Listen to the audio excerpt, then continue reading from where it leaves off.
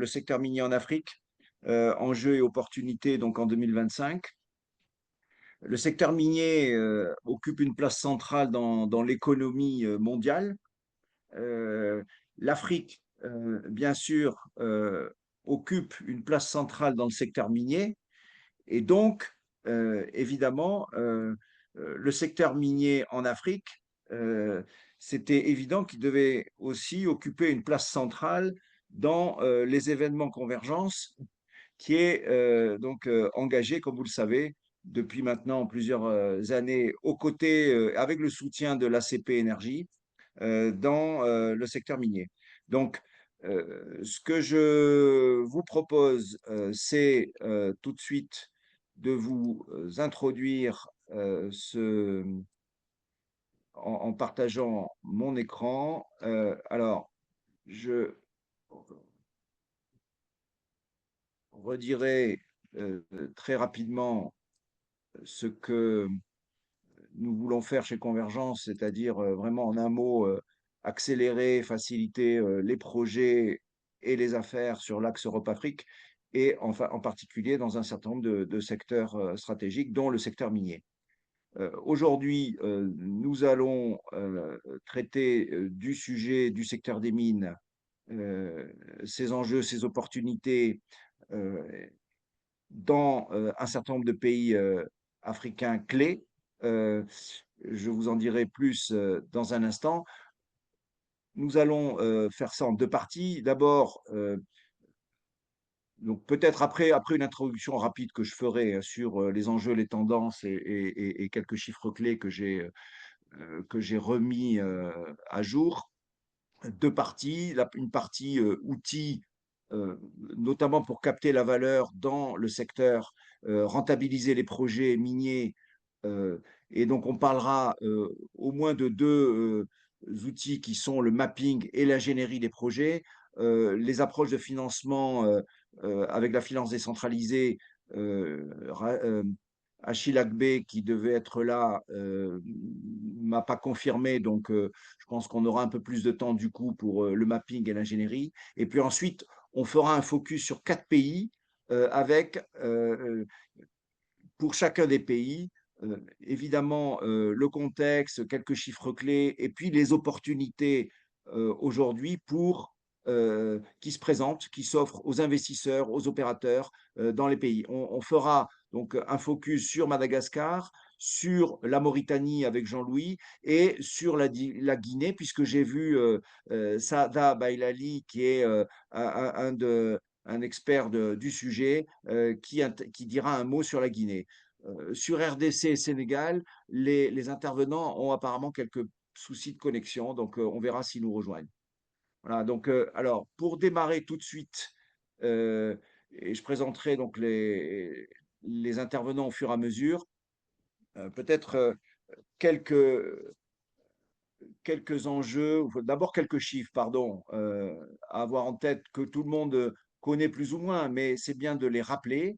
Le PIB représenté par le secteur minier dans les pays africains, c'est 10% en moyenne et ça peut aller jusqu'à 30%, notamment pour un pays comme la RDC. Vous voyez, et l'Afrique du Sud, qui est le premier producteur, lui, c'est un petit peu moins avec 6,2. Le chiffre des exportations, la part des exportations, enfin la part du secteur minier dans les exportations, c'est très important. On voit 12%, c'est le chiffre moyen des exportations africaines, mais évidemment pour certains pays, ça va beaucoup plus loin avec un chiffre de 70 pour des pays comme RDC ou la Zambie. Les investissements qui montrent à la fois l'attractivité et puis aussi l'activité.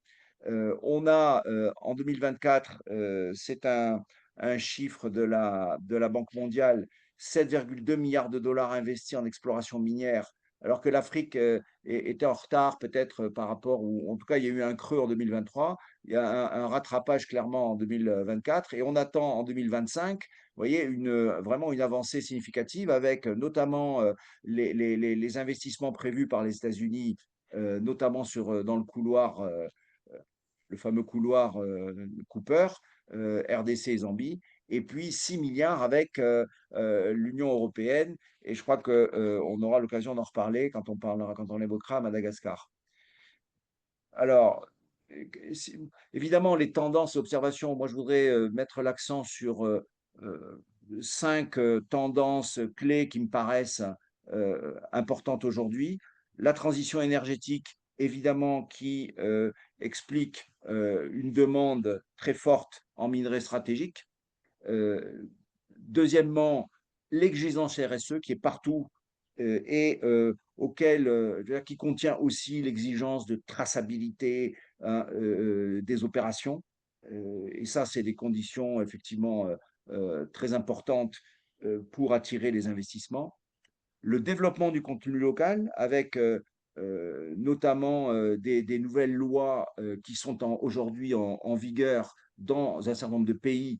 euh, il y a des démarches très structurées qui sont mises en place et Jean-Louis, tu nous en parleras. Quatrième, pardon, tendance ou observation, c'est l'envolée des coûts et notamment lié à l'adaptation justement aux contraintes légales RSE en particulier.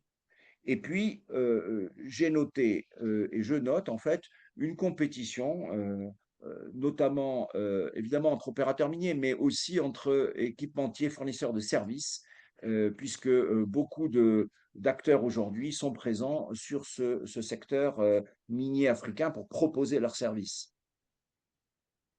Enfin, si je devais peut-être pointer un certain nombre d'enjeux, euh, j'insisterai sur donc, les enjeux pour le secteur minier africain.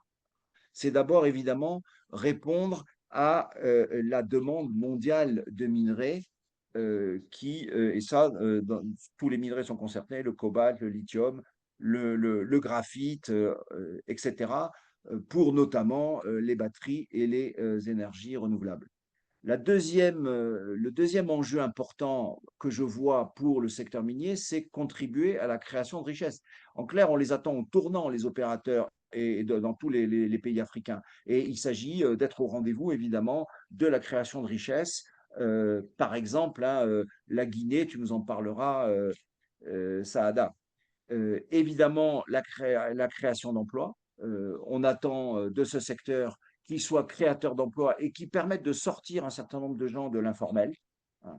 Euh, et puis, bien sûr, relever, je dirais, les défis spécifiques au contexte africain.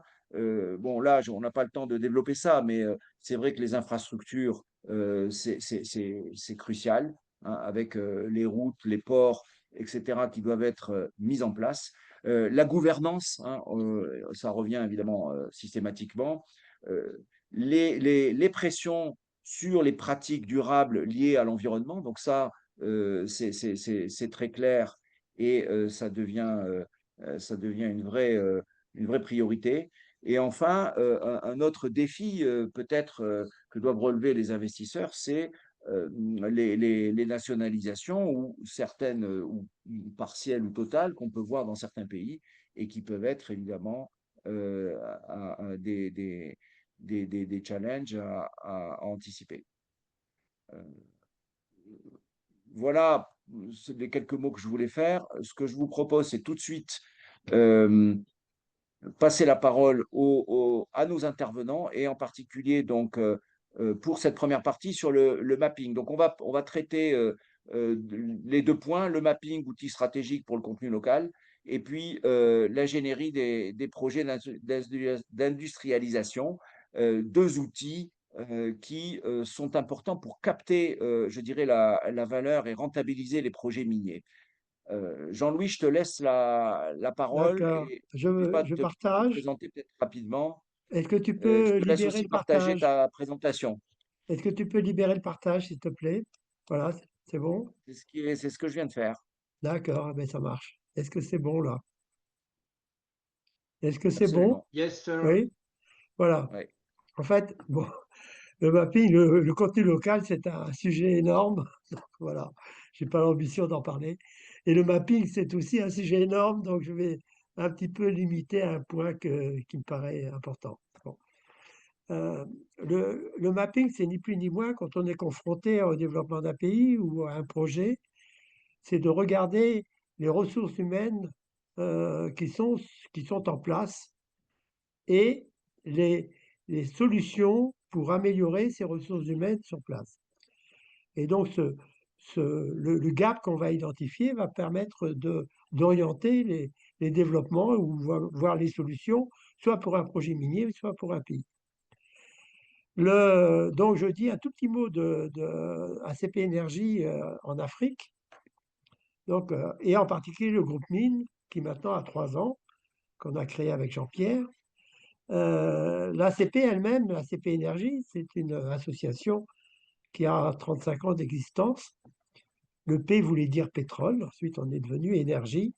Et ensuite, quand on a été confronté à la nécessité de pérenniser les investissements qui sont faits pour un projet pétrolier, soit dans les ressources humaines, soit dans les infrastructures, qui sont limités dans le temps, typiquement de 3 ans, il a bien fallu trouver une industrie qui prenait le relais. Et l'industrie qu'on a trouvée, c'était les mines. Ça se passait sur le Congo. À l'époque, on visait le développement de la potasse au Congo. Et catastrophe, le cours de la potasse s'est écroulé à ce moment-là. Et ces projets n'ont pas démarré. Ils sont encore en cours d'évaluation. Si bien que les investissements qui avaient été faits, en particulier par Total, eh ben, ils sont devenus caducs en grande partie. Le Yard a été démantelé. Enfin voilà. C'est c'est des contre-exemples qui nous aident à réfléchir. Enfin, toujours est-il que ce groupe Mine, dont vous avez le lien, mais il suffit d'aller sur le lien de la CP Énergie et puis ensuite d'aller sur l'international. On a eu notre 8e réunion sur les mines d'uranium, en particulier sur la Mauritanie. C'était il y a quelques semaines et on prévoit la prochaine réunion à la fin octobre, à la fin novembre. Donc, l'ACP a donc 70 consultants hein, individuels et 15 membres partenaires. Et parmi ces membres partenaires, il y en a un certain nombre qui s'intéressent fortement à l'activité minière. Le premier, c'est APAV, qui est bien connu, hein, en particulier en Afrique. APAV même, qui est donc spécialisé dans la formation et la certification des individus et des infrastructures. Et surtout, en Afrique, la société AGTS, qui elle est spécialisée dans le domaine minier dans un certain nombre de pays, en particulier africains, qui est typiquement africain, qui a été absorbé par APAV et qui est venu enrichir le, les capacités de réponse du groupe APAV dans un certain nombre de pays qui sont listés ici. Donc voilà, tous ces pays nous intéressent beaucoup. Du reste, il y a le lien sur présentation à PAV GTS qui fait le tour sur l'Afrique en particulier, qui fait le tour de la question. Pour nous, c'est un très bon outil de développement de consortiums. On a travaillé déjà avec eux pour prendre des consortiums avec eux, pilotés par eux, et qui viennent absorber les autres membres ou les individus qui voudraient travailler. Le, le, le deuxième dont on peut parler, c'est une société qui est basée au Maroc, qui s'appelle Cogesto, société de conseil, qui est basée d'abord au Sénégal et qui a une filiale au Maroc et au Canada. Hein. Ensuite, on a 2 sociétés d'ingénierie qui sont d'ingénierie procurement, voire même supervision de construction, qui sont Fimatech, qui a donc une filiale en Côte d'Ivoire, au Maroc et au Sénégal, et IMS qui a une filiale importante en Algérie. Voilà. Voilà. Donc ces 2 sociétés, typiquement, travaillent dans le domaine de l'ingénierie. Sur la Mauritanie, on a listé notre ami Mohamed Lemine. Alors, c'est vrai qu'il a un nom qui devrait aider aussi. Bon, il est consultant à l'ACP depuis, je vais dire, 7 ans à peu près. Et là, il travaille fortement dans l'activité minière. Donc, il s'occupe de la Mauritanie. On a très récemment, nous a rejoint Mading Group. Je ne sais pas si René Henry connaît le groupe. C'est un groupe de procurement d'équipements, en particulier activité minière, mais pas que. Il y a aussi l'activité forage pétrolier et minier, bien sûr. Maintenant, on fait du forage aussi dans certains cas. procurement d'équipements, procurement de pièces détachées, contrat de maintenance. Enfin voilà, ils sont très bien implantés. Ils sont implantés en Côte d'Ivoire, au Ghana, en Tanzanie et bientôt en RDC, en République du Congo, au Mozambique. Voilà, évidemment avec cette mission de procurement d'équipements et de pièces détachées, ils ne sont efficaces que quand ils sont implantés dans un pays avec toute la logistique d'approvisionnement qui est en place. Safié, qui est une société qui est implantée au Sénégal, enfin en France, mais qui a une filiale au Sénégal de calcul de structure. World Wide Services, donc, qui est une société de formation et d'opération, travaillant en Angola, au Congo, au Mozambique. J'ai n'ai pas noté ici une société qui s'appelle Proeduc, non pas Proeduc, mais qui s'appelle Expert Connect. Proeduc, j'en parlerai tout à l'heure, mais ils sont pas implantés en Afrique. Ils ont des projets en Afrique, mais ils n'ont pas de représentation en Afrique. Expert Connect est une société qui a est un réseau basé sur un réseau de 8000 personnes qui sont des jeunes retraités. Il y en a beaucoup dans l'énergie, il y en a un certain nombre dans les mines. Donc c'est une source pour nous d'expertise. Alors on commence à regarder l'activité minière avant de regarder l'activité pétrolière. Ils sont très implantés dans le nucléaire, mais aval, dans l'industrie de l'uranium. Les mines de l'uranium, ils sont implantés aussi, mais donc voilà, donc, ça nous aide. Alors voilà une des forces que l'on a, sur lequel on s'appuie. Une deuxième force, justement, c'est l'activité à travers le local contact. Eh ben, c'est souvent de la formation professionnelle. Et ProEdu Consultant est une société qu'on a créée qui pilote l'ingénierie éducative, qui nous a aidés à faire des projets en partenariat avec APAV, du reste, pour le cadrage de centres de formation et le développement du curriculum, donc Sénégal, Gabon, Guinée, Côte d'Ivoire. Oui, ici, vous avez sur la périphérie les grandes écoles de mines en France. Alors, je rappelle que la Société des industries minières en France, la CIM, fête son 170e anniversaire, ouverture 1855, et c'est à cette date que vraiment l'activité minière s'est développée en France. Alors on a eu des moments difficiles, hein, les dernières années étaient assez difficiles, mais on a gardé le charbon brûlant de façon à pouvoir redémarrer le feu. Ça fait un moment la semaine dernière, on avait de Montebourg qui est venu nous faire un topo, qui nous a expliqué ce qu'il faisait il y a 10 ans pour essayer de souffler sur les braises. Voilà. En tout cas, ces écoles, elles tournent, elles ont des élèves, elles font des formations sur les mines, y compris les mines souterraines, certaines d'entre elles en tout cas. Mais c'est vrai que une moitié de leurs élèves, ce sont des Africains qui viennent se former du reste en France. Et ça, c'est un outil de développement, bien sûr. On voudrait que ça aille plus loin. Il y a dans la partie centrale en jaune, vous avez les écoles équivalentes en Afrique qui ont été créées souvent par des écoles françaises et qui ont gardé un partenariat. Et ça, c'est ce qu'on a essayé de réactiver. C'est complémentaire à l'activité du consultant et qui, elle, est une activité type IUT, donc procédé, activité qui est maintenant l'activité la plus importante dans le domaine minier, puisque c'est l'activité de traitement. Il y a de plus en plus de mines qui sont non pas souterraines, mais qui sont en surface. Les Gabonais appellent ça le jardinage. Voilà. La Mauritanie, quand on en parlera, c'est aussi en surface. Donc l'activité extraction minière à proprement parler est relativement simplifiée, sauf Émilie, par exemple, en France, où c'est vraiment une activité d'extraction souterraine. Par contre, l'activité de traitement, elle, de traitement physique et de traitement chimique, c'est du process. C'est presque ce qui est enseigné dans les génies procédés des IUT. Donc là, c'est de là que vient un certain nombre de consultants de ProEduc et ça nous donne une capacité de réponse complémentaire aux universités. Voilà. Et voilà, ça c'est nos outils. Et maintenant, pour vous dire le point sensible sur le mapping que j'ai retenu avec vous, c'est le premier point, c'est la nécessité de mutualiser les industries pour atteindre les objectifs du local content. Et en fait, l'objectif principal, c'est pas du contenu local, c'est ce qu'on appelle de l'in-country value. Alors ça, c'est un terme que Total a lancé.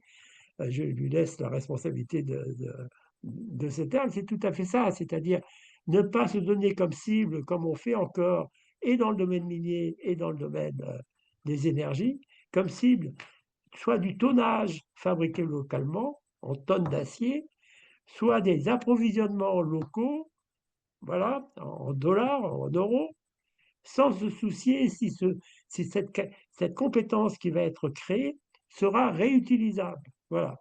Et souvent, dans le domaine pétrolier, en particulier en, en, en profond, en eau profonde, on va dire 1000 mètres de profondeur, 2000 mètres de profondeur, c'est beau, on fait des équipements et les, les pressions locales ont été amenées, ont poussé les industriels à fabriquer localement ces têtes de puits sous-marines, enfin ces équipements sous-marins, mais qui sont d'une technicité, pas forcément d'une technicité, mais d'une robustesse absolument incroyable. Et ça, on sait très bien que ça ne sera pas réutilisé. Enfin, c'est voilà. L'in-country value, c'est autre chose. L'in-country value, c'est de se concentrer sur des métiers qui permettront de la réindustrialisation du pays. Voilà. Et c'est pour ça qu'en fédérant pétrole, énergie, mine, on va avoir un bon in-country value qui, lui, sera réutilisable. Alors, en fait, il y a deux types de pays. Il y a des pays qui ont déjà une activité minière importante. On peut prendre le cas du Sénégal. On peut prendre le cas de la Namibie, voilà, pour deux sujets sur lesquels on travaille. Et puis tout d'un coup, il y a l'activité pétrolière qui se développe, comme ça, on ne sait pas comment.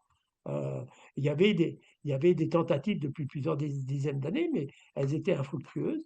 Et tout d'un coup, ça se développe et on n'a aucune ressource. On a des ressources dans le domaine minier, on n'a pas de ressources, ce qu'on appelle des paraminiers, on n'a pas de parapétroliers. Et donc, quand on a fait le cadrage du centre de formation de Dakar, et quand on préparera le centre de formation de Namibie, on va évidemment, tout en regardant les besoins des pétroliers qu'on doit servir, eh bien, on va regarder les capacités des entreprises paraminières à fournir un certain nombre de ces besoins, en particulier dans l'activité de la construction. Voilà. C'est pour ça qu'il faut mutualiser. Ça a l'air banal, mais c'est pas aussi facile que ça, évidemment, à faire. Donc, par exemple, sur Dakar, eh ben, le projet, il était fait pour BP. BP et Total, il n'était pas, mais Petrosen, évidemment, un certain nombre de parapétroliers, Halliburton, voilà. Et tout cela, ils étaient en première ligne des besoins. Il y avait même l'électricité Sénélec. Mais au lieu de s'arrêter là en regardant quels étaient les besoins de ces sociétés à court terme et moyen terme, en termes de compétences, eh bien, on a regardé aussi quels étaient les besoins des mines, et même on a regardé les besoins du port et les constructions. Et tout ça, ça nous a fait notre base de travail du mapping. Et c'est comme ça qu'on a bâti le questionnaire qu'on a diffusé à ces sociétés le plus largement possible, certes pour servir les besoins pétroliers au premier champ, mais aussi pour servir plus tard, peut-être plus tard, mais à plus long terme, les besoins des autres, là où il y avait des grandes forces de travail qui avaient besoin d'évoluer. Voilà, c'est ça. Et ça permet en particulier de rentabiliser le centre de formation, bien sûr. Bon, alors, je suis obligé, à cause de, bon, j'étais complètement imbibé j'ai passé une semaine à la CIM, à Orléans. J'ai rencontré énormément de miniers, de patrons. Vous savez qu'en France, on a trois opérateurs miniers. On a Eramet, Imerys et Orano. Orano étant spécialisé sur l'uranium. Les autres, Eramet, on les connaît bien. Ils sont à Dakar, en Grande Côte Opération. Et ils sont aussi au Gabon, à Moanda, avec Comilog, sur le manganèse. Voilà, donc on les connaît bien en Afrique. Imerys, on les connaît bien en France, puisque c'est eux qui pilotent le projet Émilie. Et le projet Émilie, on est un petit peu en bis-bis avec eux parce que ils veulent pas euh, faire de la projection de leurs besoins de compétences. On sait très bien que c'est le métier de mineur, c'est un métier sous tension. Et eux, ils veulent embaucher le plus tard possible. On a des difficultés de point de vue. Voilà. Mais alors, ce dont on a discuté pendant la semaine, le thème du congrès, c'était des ressources durables pour une industrie responsable. Alors après, on a essayé, par exemple, j'ai pris un certain nombre de thèmes ou de, de, de- de motos qui ont été utilisés pendant la semaine. Exploitation durable, c'est répondre aux besoins actuels, bon, certes, mais sans compromettre les besoins à venir. Voilà ce que ça veut dire durable, hein. Euh, bon. Responsable, c'est responsable plutôt par rapport à l'environnement. C'est des enjeux sociétaux, d'environnement, de produits durables, évidemment les ressources humaines. Et le point fondamental de tout ça, c'est la souveraineté du peuple.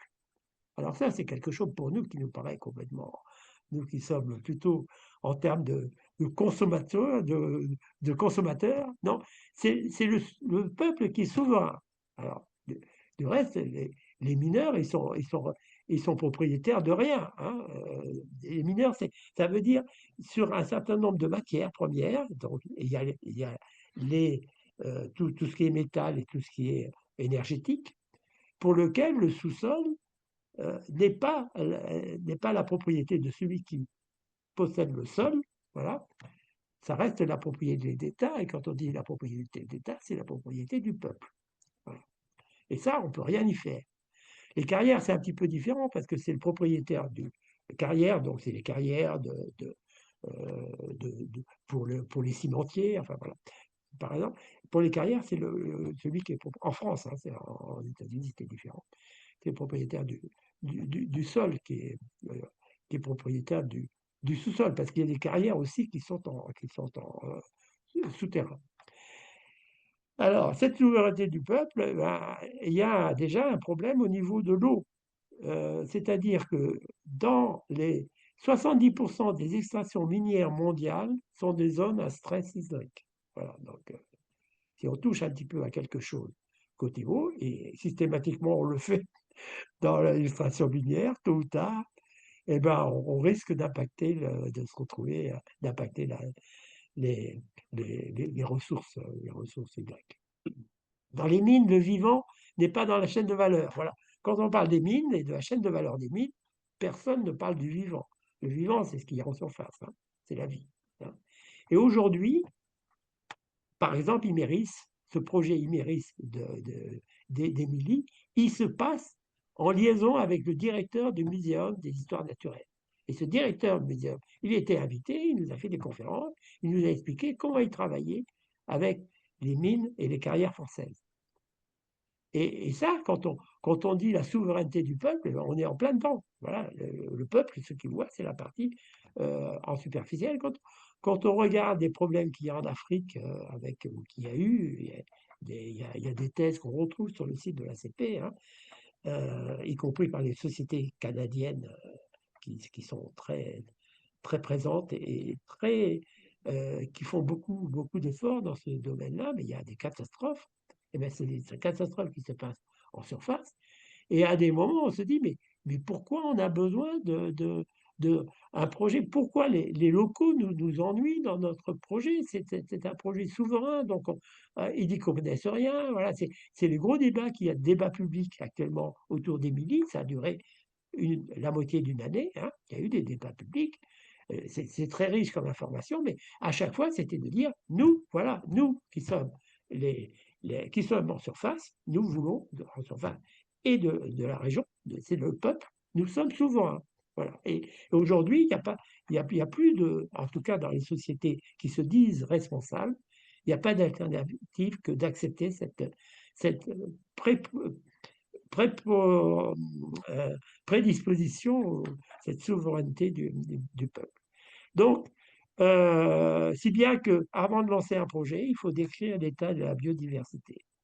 Et ensuite, suivre l'état de la biodiversité. Et ça n'a rien à voir avec ce qui se passe en sous-sol. Voilà. Jean-Louis, tu nous fais le lien avec le mapping Ah ben, ou tu le veux dire mapping, j'en ai autre parlé. chose sur le mapping? Le mapping, j'en ai parlé. Alors, je reprends. Là, j'avais quitté le mapping, mais je reprends celle d'avant, hein.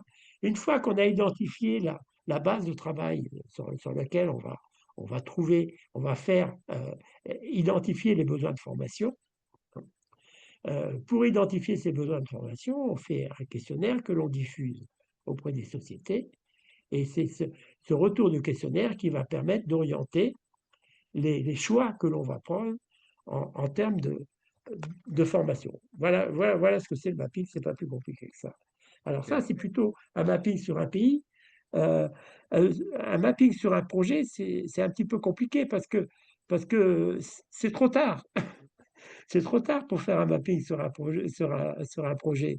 Il faudrait absolument que les pays nouvellement, c'est ce qui se passe en Namibie, par exemple, nouvellement pétrolier ou nouvellement quelque chose, ou nouvellement minier, ils commencent par faire un mapping du pays pour situer les grandes lignes de développement, de formation. Je reviendrai dessus au moment de la Mauritanie, pour prendre l'exemple de la Mauritanie, pour savoir comment on peut traiter la Mauritanie. Mais c'est un mini-mapping qu'on va faire, mais voilà, ça ne sera pas le mapping national. Je, sais, je pense, j'ai demandé à Mohamed hier si la Mauritanie avait fait un mapping pétrolier. Je pense que non, mais voilà, donc il va regarder. Mais voilà, donc Jean-Louis, tu veux conclure là en 30 secondes sur ta voilà, partie? mais je conclurai comme ça, si vous voulez bien, parce que j'aime bien j'aime bien conclure sur la sensibilisation de la souveraineté du peuple. Merci en tout cas. Sans transition, René Henry, je te propose Oui, de te oui, présenter peut-être en 10 secondes, ou 30, hein, oui, pas tout à fait. plus, et Ouais, non, ensuite non, je vais faire bref. d'embrayer sur ta partie. Tout à fait. Bon, alors j'attaque. Alors, René-Henri Lamballe, je suis directeur de construction industrielle, donc ex-directeur site manager, directeur de chantier, ingénieur de l'ESEO, ex-officier de la Marine nationale, ce que vous pouvez voir derrière. Et j'ai été 17 ans dans la Marine nationale, officier opération. Ensuite, je suis devenu directeur de construction industrielle. Et aujourd'hui, je construis des usines un petit peu partout dans le monde où il y a de l'emploi à créer. Voilà, donc c'est ma tasse de thé. Voilà. Je vais partager, si tu veux bien, le petit topo que j'avais préparé. Toc toc. Tu peux partager. Ouais, alors je crois que c'est celui-ci. Alors je ne sais pas. Non, on ne le voit pas. Pourquoi ça. Toc toc. J'ai partagé, mais ça ne fonctionne pas. Alors, toc Si, toc. si, là on voit ton écran, hein. Ah, vous voyez mon écran? Ah oui, bah alors attends, je vais mettre en grand. Oups, est-ce que tu vois mieux là? Il faudrait que tu te Voilà.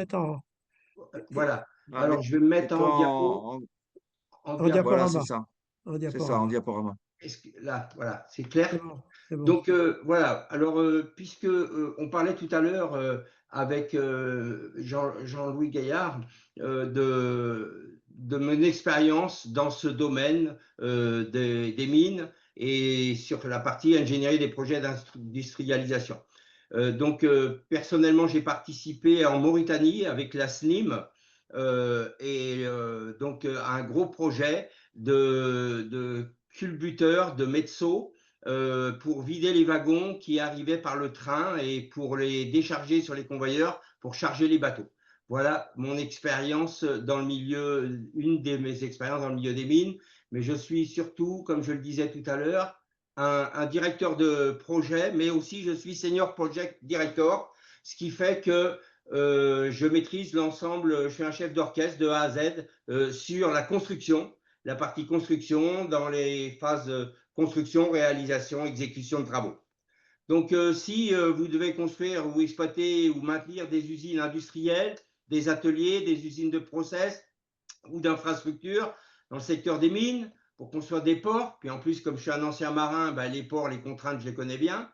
Des barrages, comme ça s'est fait pour le barrage de Beni Haroun pour Alstom en Algérie, de ponts aussi au Cameroun, de VRD ou de centrales électriques. Eh bien, nous apportons des solutions concrètes à vos problématiques. Et quand je dis nous, c'est toute une équipe dont moi-même, qui fait, comme vous le disiez tout à l'heure, beaucoup de formation, parce que partout où je vais, quel que soit le poste que je prends, eh bien, j'instruis les écoles polytechniques qu'il y a dans les régions.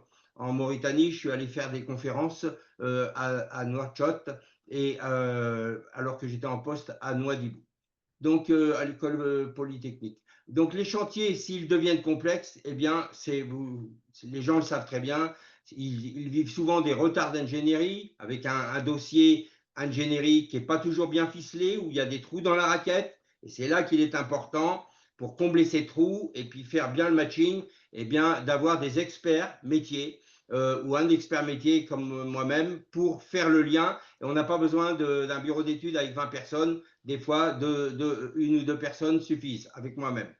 Donc des incertitudes sur la qualité, les plannings ou les difficultés de lancement, ça permet, quand on met en place les bonnes méthodologies, eh bien d'éviter tout ça.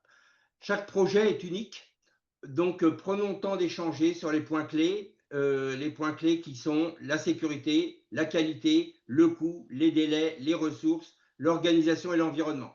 Tout ce dont vient de parler Jean-Louis précédemment, eh bien, s'applique au project management que je pratique, qui est le project management du PMI, Project Management Institute, qui permet bien des choses, mais il est utile, mais pas suffisant. Donc, il faut des méthodologies derrière de constructibilité. S'il n'y a pas ça, eh bien, le succès du projet et son chantier peut être perturbé. Donc, il faut un accompagnement dans une organisation claire et un pilote unique. Partout où je suis allé, depuis 25 ans que je construis des usines dans le monde entier, les talents et les compétences ne manquent jamais, tant en ingénierie que sur le chantier. Il y a toujours des hommes, de valeurs, de principes, partout. Cependant, le problème, c'est toujours le même. Il est commun à tous. C'est pas la technique, on la solutionne toujours, les problèmes techniques. Le problème, c'est la force d'exécution au quotidien. Et c'est pour ça que ça entraîne un manque de rendement du chantier qui est dû à quoi? Eh bien, à un manque de méthodologie claire pour tous et partagée par tous. Donc, c'est pour ça que dans cet accompagnement dont je vous parle, vers une project team performante, qui est dotée de bons collaborateurs et intervenants et qui appuie la direction du projet en cause. Donc, voilà un petit peu ce qui je suis, c'est que je suis un pur et dur opérationnel. Hein, point barre. Je ne suis pas un homme d'affaires, je ne suis pas un grand stratège. Par contre, je suis un excellent tacticien et j'appuie mes directions. Voilà. Donc, dans quel cadre? Dans un cycle de vie de projet que vous pouvez voir sur les phases clés et des livrables selon le PMI du Project Management Institute dont je vous parlais. Donc, on a des phases, je vais passer rapidement, hein, d'avant-projet, d'initialisation du projet avec les chartes projets, les matrices de risque et les réunions de lancement, le COM, hein, Kick-Off Meeting, hein, avec un RACI, bien sûr, les planifications, des expressions de besoins, des matrices RACI dont je parlais tout de suite, et puis des plans de projet, des plans de charge, un plan aussi de General Layout, plan d'implantation de l'usine, voilà, des plans d'exécution, des phases d'exécution, phases de contrôle et phases de clôture. Voilà un peu ce que c'est que le cycle de vie d'un projet, hein, avec des éléments clés, bien sûr, avec toutes les études qui vont avec. Donc, l'accompagnement convergence en gestion de projet et construction, qui est encadré par cet ensemble que je viens de vous présenter, de 4 à 9 phases du PMI, qui sont à définir au départ d'un projet, et pour optimiser les ressources, les moyens, garantir la réalisation du chantier, dans le respect de ce que je disais au départ, la sécurité, la qualité, les coûts, les délais, le personnel et l'environnement. Donc, voilà qui satisfait alors le client. Dans les approches du PMI, comme je le disais, c'est utile, mais insuffisant, sans qu'il y ait un préalable d'études dans les phases études d'exécution, donc plan d'implantation, méthodologie de constructibilité, En fait, c'est un audit FELT, Front-End Loading, des questions d'ingénierie qui pèsent les trous dans la raquette du dossier d'étude conception. Et il y a un autre audit très important qui est à faire et qui permet vraiment le succès du démarrage du chantier, qui valide le go-no-go au kick-off meeting, c'est la méthodologie de constructibilité chantier. Donc, sans une excellente gestion technique, humaine, financière, dont les achats avec le sourcing, eh bien, et de tous les intervenants, excellents intervenants, eh bien, ça permet un bon suivi avec tous les avancements de travaux, des fiches techniques de modificatives qu'entraînent des coûts avec des TS, travaux supplémentaires, avec des OS et des visas de direction accord ou non. Donc tout ça pour vous dire que c'est un ensemble. Je travaille que en synergie des équipes, hein, et il n'y a pas de grosses têtes chez nous dans les équipes que je pilote. Il n'y a que des hommes de motivés, de bonne volonté et qui ont envie d'apprendre et qui sont preneurs. Donc, sur les projets et chantiers, ben, pour être un succès, eh bien, quand on livre les résultats, quand on valorise les études dans ces phases dont je vous parle, la phase réalisation, construction, chantier, quand on respecte la sécurité et les délais, bien sûr, la sécurité est extrêmement importante. À bord d'un bâtiment de guerre, par exemple, où j'ai vécu, eh bien, là, on parle de sécurité et zéro accident dans l'industrie. Nous, on parle de sécurité où que les hommes arrivent en retraite en bonne santé, avec tous leurs doigts et tout, parce que c'est un cran au-dessus. Donc, il y a un vrai aspect sécuritaire sans accident dans un QHSE qui est puissant. Donc, assure la satisfaction du client, limite les risques, capitalise les leçons apprises avec des REX que vous connaissez pour toutes les équipes. Et ça, c'est ce que je fais d'entrée. Dès que je démarre un projet, on commence à structurer, le dossier final avec le DOE, 2, les REX, 3, je vous passe les détails. C'est une conférence que je fais sur le sujet. Donc, l'essentiel, c'est de devenir une référence client par la qualité et ce, bien fait du premier coup. Pourquoi ? Parce que si les travaux traînent, si eh ben, votre client, vous perdez sa confiance. Si vous perdez la confiance de votre client, eh bien, le client, il ne vous reprendra pas. Donc, on a besoin de rassurer le client. Pour rassurer le client, il faut qu'il y ait vraiment un pilote dans l'avion. Hein, voilà, c'est ça. Donc, le pilotage de projet et de chantier, ben, ça ne s'apprend pas. C'est une expérience aussi. Ça s'apprend, bien sûr, avec toutes les méthodologies qui existent, mais pas seulement, parce que c'est deux métiers qui sont complètement différents. Qu'on soit au bureau d'études, ingénierie, études, conception, ou qu'on soit dans la phase réalisation, construction, chantier, c'est pas le même métier. Donc, quelque part, les directeurs de projet, souvent, veulent faire les gros bisounours en entourant tout le monde. Mais le monsieur qui arrive au bureau d'études avec sa petite mallette ingénieur, avec tous ses diplômes et galons le matin, eh bien, dans la construction, c'est pas du tout pareil. On a affaire à des hommes plus rudes, des fois des costauds et des beaux bébés, mais c'est pas du tout la même mentalité. Donc, ils ont besoin d'être cadrés, encadrés, et comme je le dis souvent, liberté totale à tous ces hommes dans un cadre restreint, le chantier, et que le client soit satisfait. Donc, je ne vais pas vous détailler tout ce qu'on a noté ici. C'est une organisation de pilotage qui est structurée avec des jalons, avec une clôture dont je vous ai parlé tout à l'heure. Moi, la phase qui m'intéresse, c'est ces deux phases où là, j'ai un fort appui. Je connais la phase ingénierie-études, je l'ai fait pendant 10 ans. Maintenant, depuis 20 ans, je suis plus dans les phases études d'exécution, montage, installation, réalisation, construction, chantier, voire même mise en exploitation du client. Donc, le système de pilotage, il nous faut comme outil un système de pilotage pour piloter les organisations de tous, toutes les actions, toutes les activités, tous les lots techniques, pour être un appui management, reporting, planification, etc. Un travail collaboratif, ben, je suis à fond, moi, actuellement, dans le 4.0 depuis des dizaines d'années. Et en ce moment, j'étudie, pour tout vous dire, les impacts sur les chantiers de l'intelligence artificielle. Et c'est formidable. On gagne des centaines, des milliers d'heures et des millions d'euros. Voilà. Des objectifs SMART, une matrice d'exigence, des achats et ressources avec un pilotage des achats avec les moyens techniques, etc. La qualité, le suivi des temps et de l'avancement, justement, si ce n'est pas bien suivi, s'il n'y a pas une bonne gestion documentaire avec un contrôle de tous les flux, une GED, mais des outils aussi de traçabilité sur le terrain. J'utilise beaucoup d'outils des nouvelles technologies, moi. J'envoie pas 3 hommes en haut d'une tour à 40 mètres de hauteur pour vérifier un analyseur sur une cheminée, un analyseur Siemens, par exemple, de fumée. Non, non, on en envoie un seul sur son casque. Il a une caméra et un audio. Et le patron qui a 10 000 km et toute l'équipe qui est dans le bureau, dans la salle de réunion, tout le monde voit ce qu'il fait. On peut le piloter pour des opérations de changement, de maintenance, etc. Donc une gestion contractuelle, bien sûr, puisque la finance, c'est le nerf de la guerre aussi, mais pas que. Parce qu'en construction, la finance, c'est une chose, mais c'est surtout la gestion des modifications, des avenants, des déviations, du respect du contrat, des marchés qui ont été passés, avec tous les aspects juridiques dont David nous parlerait beaucoup mieux que moi d'un projet. Voilà.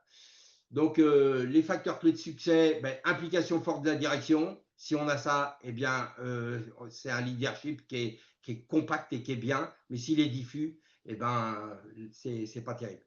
Donc, les allocations optimisées des ressources, hein, il faut gérer des états de charge avec les moyens humains et techniques, avec les pics, les pics d'activité. Donc, des fois, on monte à un chantier de 20-30 personnes, et ben, il monte à 250 pendant 2 mois pour finaliser tout l'ensemble. Donc, des outils collaboratifs, etc.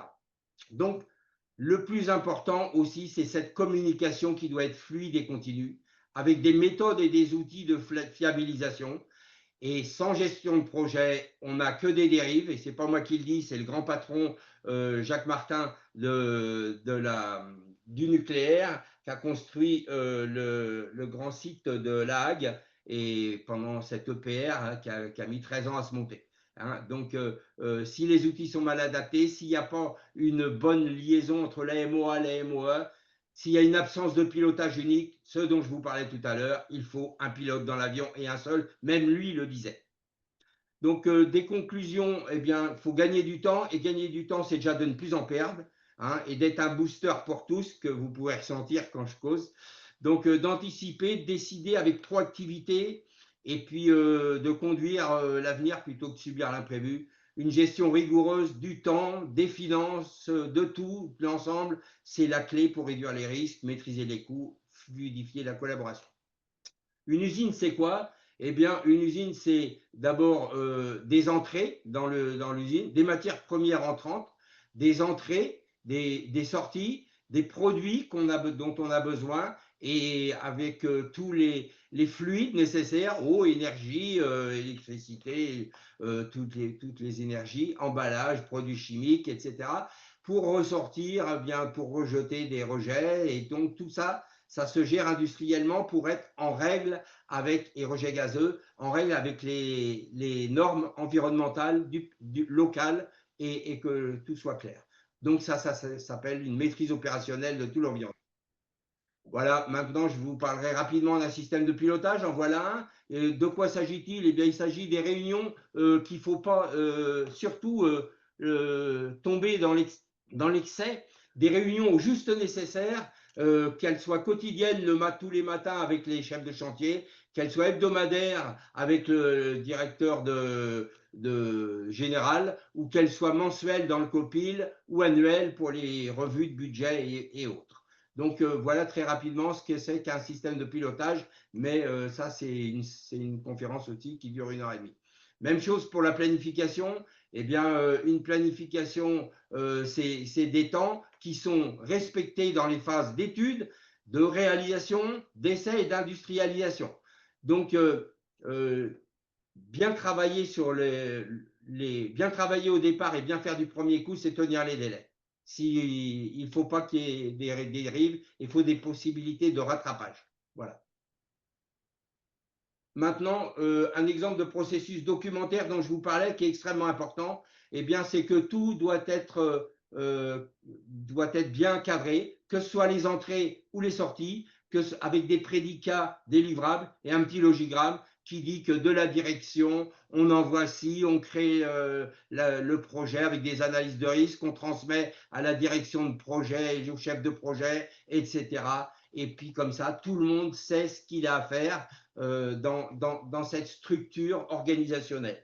Voilà. Parce que quand les hommes, ils arrivent le matin sur le chantier en chassant ce qu'ils ont à faire, eh bien, on gagne un temps fou et tout va beaucoup mieux. Ils arrivent avec le sourire et dans la bonne humeur, eh bien, ils sont vraiment pilotés. Merci Donc, René voilà. pour ça. Je te propose juste de conclure.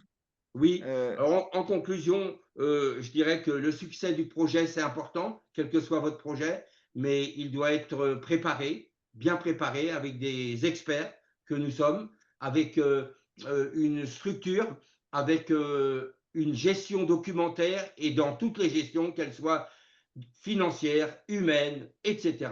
Parce que sinon, eh bien, ne pas en prévoir, c'est déjà gémir, disait Léonard de Vinci.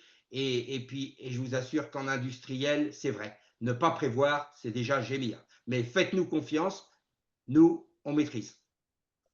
Merci René pour ça et de nous avoir rappelé l'importance aussi du pilotage dans l'expertise de pilotage pour les projets miniers. Ce que je Exact. voudrais, c'est tout de suite passer, donc entamer la deuxième partie qui est donc destinée à identifier et à comprendre les opportunités dans un certain nombre de pays. Alors, on ne va pas couvrir tous les pays, évidemment, mais ce que nous allons faire, c'est parler de la Mauritanie, parler de Madagascar et puis parler de la Guinée. Au moins trois pays sur les cinq là que nous avions listés. On commence avec Madagascar et Jean-Jacques Young, qui est un ancien dirigeant d'un opérateur minier international et expert du secteur et qui connaît parfaitement Madagascar, qui d'ailleurs fait l'actualité et donc on ne pouvait pas évidemment ne pas en parler. À toi Jean-Jacques pour nous parler de Madagascar. Merci, merci Jean-Pierre. Oui, effectivement, Madagascar occupe pas mal la une des journaux, en tout cas ceux qui seront consacrés à l'Afrique. Et j'imagine que tous ceux qui sont autour de ce webinaire suivent ce qui se passe en Afrique. Donc, je ne vais pas forcément rentrer dans les détails, même si à la fin de ma présentation, qui sera brève, j'en dirai quelques mots, hein.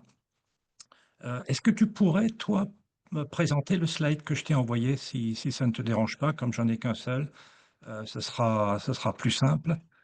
Heu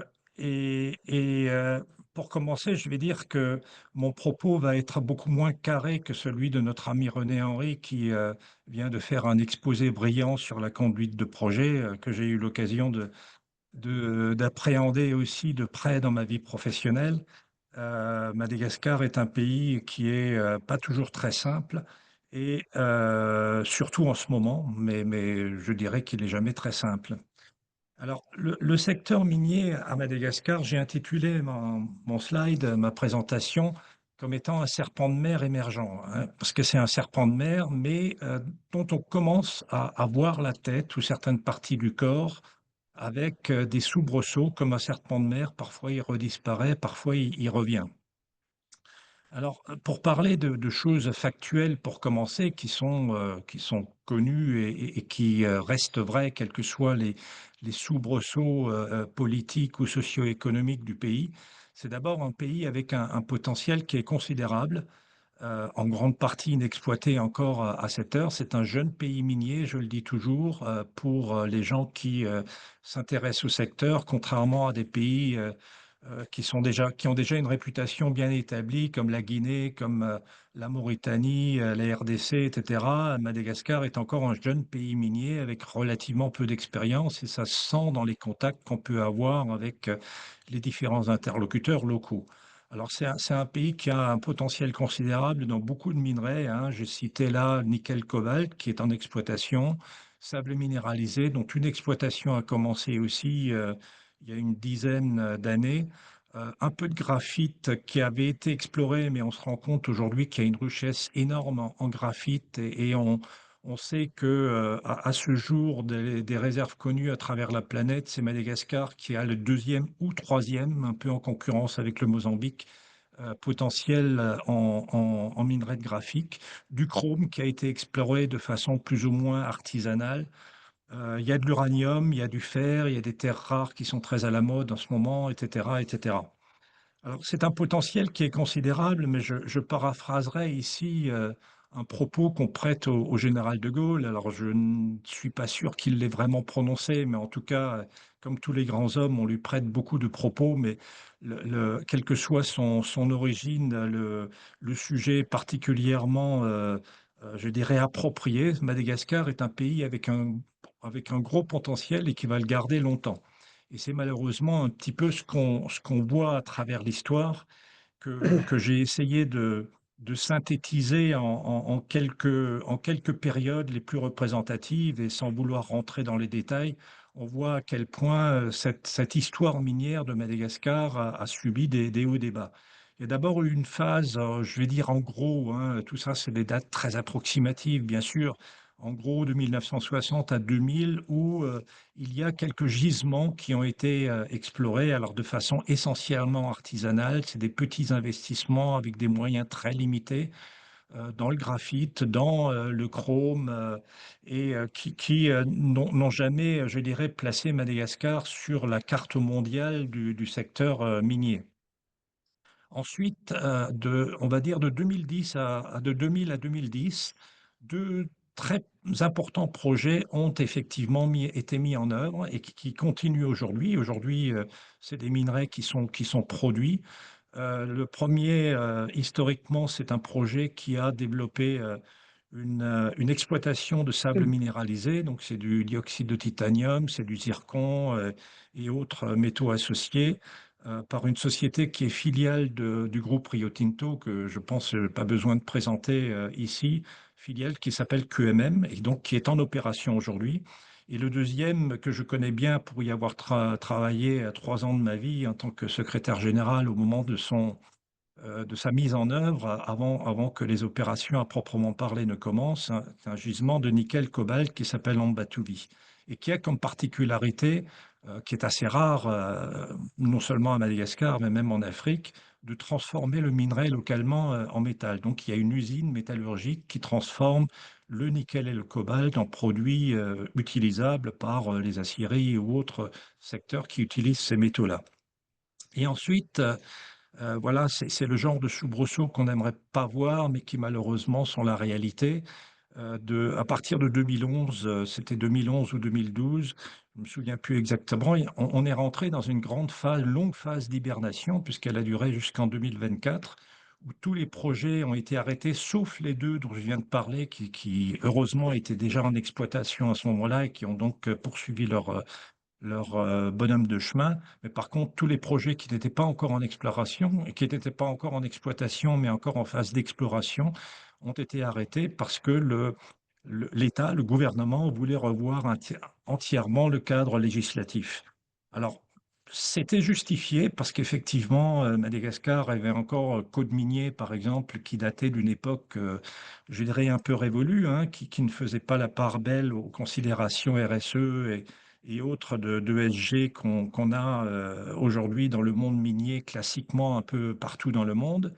Et donc, il y avait effectivement besoin de réécrire un petit peu ces textes fondateurs, mais comme toujours à Madagascar, ça suit des méandres qui sont difficiles à comprendre et qui font que tout ça a duré presque 15 ans, puisqu'on va dire que c'est à partir de 2024 seulement, donc ça fait 1 an et des poussières, 1 an et demi maintenant, que les projets ont commencé à repartir, je dirais, dans une nouvelle phase d'exploration. Et donc, dès que les textes fondateurs ont été mis en place, hein, c'est essentiellement le code minier. Il y a un nouveau code minier qui a été publié en 2023, mais dont les textes d'application ne sont sortis qu'en 2024. Il y a un comité national des mines qui est un peu le comité souverain qui suit tous les projets miniers. Il y a un fonds souverain qui a été mis en place qui permettra aux nouveaux projets en exploitation à l'État malgache de prendre une participation en free carry, comme c'est le cas dans beaucoup d'autres pays, etc. Et donc, à partir on va dire, de mi-2024, on a pu reprendre un petit peu notre bâton de pèlerin pour redémarrer des projets en phase d'exploration qui étaient à l'arrêt. Et moi, en particulier, il n'y a pas très longtemps, c'était au début de l'année 2025, il y a 47 permis de recherche, hein, on appelle ça des licences d'exploration dans d'autres endroits, c'est la même chose, qui ont été soit renouvelés, soit pris pour des projets, et donc qui permettent de penser que l'aventure va effectivement reprendre de la vigueur. Malheureusement, bah, vous le savez, il y a maintenant entre 2 et 3 semaines, un événement, je dirais, perturbateur est intervenu, c'est-à-dire tout simplement un coup d'État, hein, il faut l'appeler comme il est. Alors les protagonistes disent que c'est pas un coup d'État, mais bon, quand on renverse un gouvernement et un président par la force, on va dire, je vois pas d'autres expressions qu'on peut utiliser. Donc aujourd'hui, on a un État qui est représenté au plus haut niveau par un comité de refondation qui est dirigé par des militaires. Donc le pays aujourd'hui est dirigé par des militaires. Le gouvernement civil qui a été promis, avec notamment un Premier ministre, à l'heure où je vous parle, bon, alors c'était il y a 1 heure, parce que depuis, j'ai pas suivi les actualités, mais il y a 1 heure, il n'y avait pas encore de nomination du Premier ministre ni du gouvernement. Et donc, bah, voilà, on est encore une fois dans un soubresaut, malheureusement assez typique de Madagascar, qui fait qu'il y a une incertitude importante sur la suite. On ne sait pas qui sera le ministre des Mines, on ne sait pas qui seront les interlocuteurs les plus importants pour faire avancer toute la période documentaire, hein, notamment les licences. Et il y en a beaucoup à obtenir, comme dans tous les pays, avant de pouvoir passer à une phase d'exploitation. Et on a je dirais, cet inconvénient qui fait qu'aujourd'hui, tout le monde se pose un petit peu des questions. Alors bon, je suis en contact avec plusieurs des projets miniers qui ont redémarré, hein, il y a quelques mois. Personne n'est désespéré. Les premiers signaux sont plutôt positifs de la part même des militaires qui on se sont rendu compte que l'économie malgache avait un gros besoin de ces projets, des investissements. Mais voilà, c'est pour le moment des déclarations d'intention et on ne sait pas très bien comment ça va se poursuivre. Alors, je rajouterai juste deux mots. Le premier, c'est pour faire suite à ce que Jean-Pierre a présenté au début de son intervention sur l'impact du secteur minier sur une économie, puisqu'il nous a présenté des chiffres qui concernaient toute l'Afrique. En ce qui concerne Madagascar, la part du secteur minier dans le PIB est aujourd'hui d'environ 8%, hein. Suivant les années, c'est un petit peu plus, un petit peu moins, mais on peut dire que c'est 8%. Par contre, donc un petit peu inférieur à la moyenne du continent, je crois, Jean-Pierre, tu avais dit que c'était 10%. Par contre, ce qui est intéressant et important, c'est que le secteur minier représente plus de 40% des recettes d'exportation. Tout simplement aussi parce que Madagascar n'a pas grand-chose à exporter en dehors de ça. Et donc, évidemment, et c'est pour ça qu'on espère que le nouveau gouvernement sera rapidement en état de comprendre qu'il ne peut pas se passer des développements miniers. C'est absolument crucial pour l'équilibre financier de Madagascar, pour la tenue de la monnaie, etc., etc. Et par contre, là où je dirais les interlocuteurs politiques ont toujours un petit peu de mal, c'est que ça ne représente que 2% des emplois créés dans le secteur formel. Je dis bien dans le secteur formel. Or, pour ceux qui connaissent un tout petit peu Madagascar, le secteur formel, on ne connaît pas les chiffres exacts parce que les statistiques ne sont pas très fiables à Madagascar, mais on va dire que c'est entre 10 et 20% des emplois effectifs de l'ensemble de l'économie. Donc 2% de quelque chose qui, on va dire, bon, allez, soyons optimistes, représente 20% de l'ensemble des emplois, des gens qui sont en âge de travailler, bah, ça ne va pas très loin. Et donc, il y a toujours de grosses discussions avec les protagonistes politiques pour leur faire comprendre qu'il n'y a pas que ça et qu'il y a des impacts socio-économiques, bah, de développement des infrastructures, de développement d'outils pour permettre à la population d'améliorer son niveau de vie, hein. C'est des écoles, enfin tout ce qui est RSE qu'on connaît bien par ailleurs, mais à Madagascar, c'est absolument critique. Alors, deuxième et dernier mot, cette fois, on a dans le cadre de ACP Énergie un programme, ou du moins une tentative de programme qui est en cours, que Jean-Louis connaît bien également, avec un des opérateurs miniers qui est dans le secteur du graphite et qui fait appel à l'Union européenne. Alors l'Union européenne est très, très intéressée par ce domaine, comme d'autres, mais en particulier le graphite, ils sont vraiment très, très intéressés. Bah, tout simplement, hein, c'est assez simple à comprendre. Aujourd'hui, le premier producteur de graphite au monde, c'est la Chine, donc qui garde ses ressources, bien évidemment. Et l'Union européenne, bah, comme les États-Unis, hein, aujourd'hui, cherche des ressources alternatives. Et il se trouve que à Madagascar, comme je le disais tout à l'heure, il y a beaucoup de graphite. Et donc là, un des projets miniers que nous suivons de près est en contact étroit avec l'Union européenne pour des financements. Les dernières informations que j'ai eues, même ce week-end, tendent à indiquer que l'Union européenne a l'air confiante que ce programme va pouvoir se poursuivre.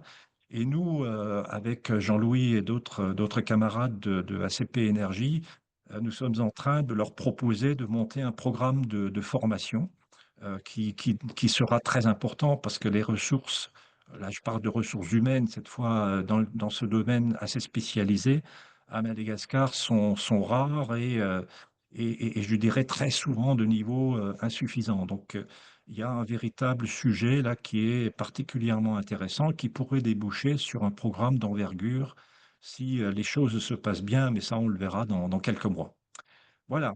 Euh, je vais me taire. À part l'opportunité. Attends, Jean-Louis, s'il te plaît, c'est plutôt Saada qui va intervenir maintenant sur la Guinée, avant la Mauritanie, si tu es d'accord. OK. Euh, Ensuite, je voudrais poser une question à Jean-Jacques. À part cette formation là dont tu parles, quelles sont les autres opportunités qu'il peut y avoir aujourd'hui à Madagascar? Les autres opportunités qui sont d'ailleurs proches du secteur minier, c'est que la première dont je t'avais touché un mot, c'est que les opérateurs miniers, comme partout au monde, sont essentiellement des opérateurs anglo-saxons. Et à Madagascar, il n'y a aucun opérateur, ni français ni européen, hein. Bon, il y a des Allemands qui étaient un tout petit peu présents dans les terres rares, mais ils ont l'air de plus être trop passionnés.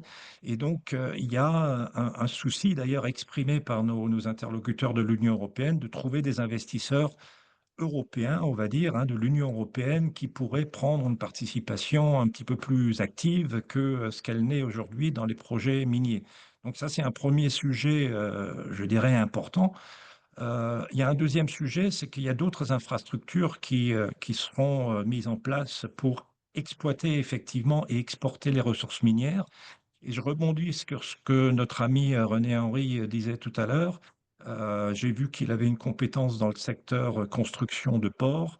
Or, il se trouve que deux des projets miniers que je suis de près ont dans leur plan de charge éventuellement, enfin éventuellement, c'est même sûr s'ils doivent démarrer, la construction de ports, parce que les ports en eau profonde à Madagascar, ça ne pullule pas, et surtout dans la région où ces projets se trouvent, il n'y a rien aujourd'hui. Et donc, construction d'infrastructures du genre sport, il y a un gros besoin.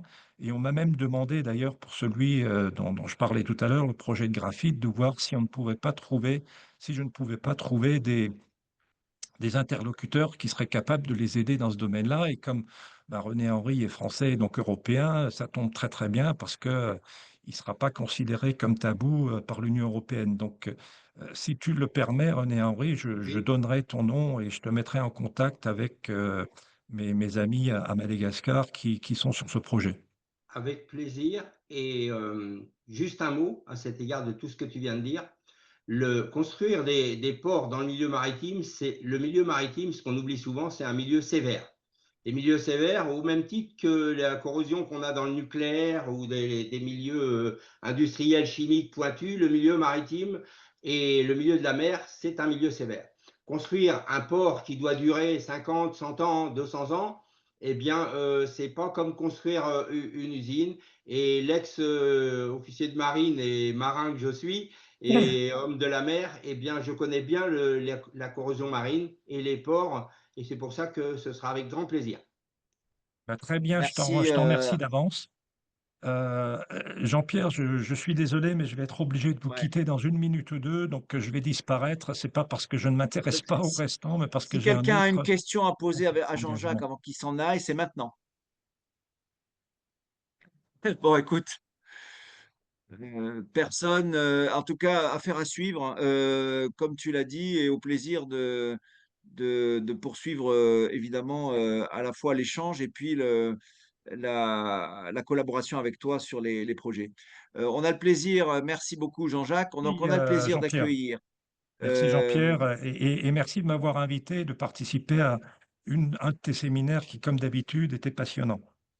à Bonne très vite, continuation. merci. À bientôt. Tout ce que On a le plaisir d'accueillir, ce que je- Saada Baila Ly, qui est, donc, un ami, de Convergence et qui est en même temps, chef d'entreprise et qui connaît parfaitement le secteur minier guinéen, puisque c'est là qu'il a opéré. Je te passe tout de suite la main, Saada, afin que tu puisses, peut-être, vraiment te présenter très rapidement et ensuite répondre à la question, mais qu'est-ce que le secteur minier en Guinée aujourd'hui peut offrir comme opportunité, soit à des investisseurs, soit à des opérateurs, soit à des consultants? À toi la parole. Merci, merci et enchanté.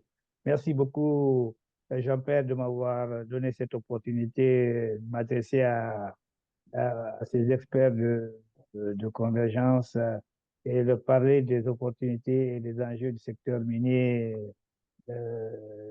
guinéen. Bon, moi, puisque comme je t'ai dit, c'est en short notice, donc je n'ai pas fait de slide, mais j'ai fait mon petit pense-bête rapidement et je vais concentrer mon intervention effectivement sur les enjeux et les opportunités du secteur minier en Guinée et en 2025. Donc, je vais articuler ça sur 4 axes. Euh, le premier, c'est la transformation locale de la bauxite, donc la construction de raffineries d'alumine. Le deuxième, c'est les infrastructures et la logistique qui accompagnent cette transformation. Aujourd'hui, l'évacuation de la production de bauxite se fait par chemin de fer, par voie fluviale et maritime, à travers des infrastructures portuaires diverses et pas très bien calibrées. Voilà. Le troisième axe, ça va être les infrastructures énergétiques, donc qui sont aujourd'hui plutôt une contrainte, donc dans le processus justement de transformation locale. Et enfin, je parlerai du contenu local et la gouvernance, qui sont des enablers, comme disent les Anglais, c'est-à-dire des facilitateurs dans la promotion des investissements, mais aussi dans la captation locale de la valeur ajoutée minière. Donc, en ce qui concerne la transformation locale, vous savez certainement que la Guinée est une part majeure des ressources mondiales de bauxite et à plus de 60 ans d'exploitation de la bauxite, il n'y a qu'une seule raffinerie d'alumine, héritée d'ailleurs de Péchiné, et construite depuis la période coloniale et bien sûr qui produit toujours de l'alumine. Donc, en 2025, je vous donne un exemple. En 2025, les exportations de bauxite ont connu une très forte progression, plus de 23%, soit près de 40 millions de tonnes seulement au troisième trimestre 2025.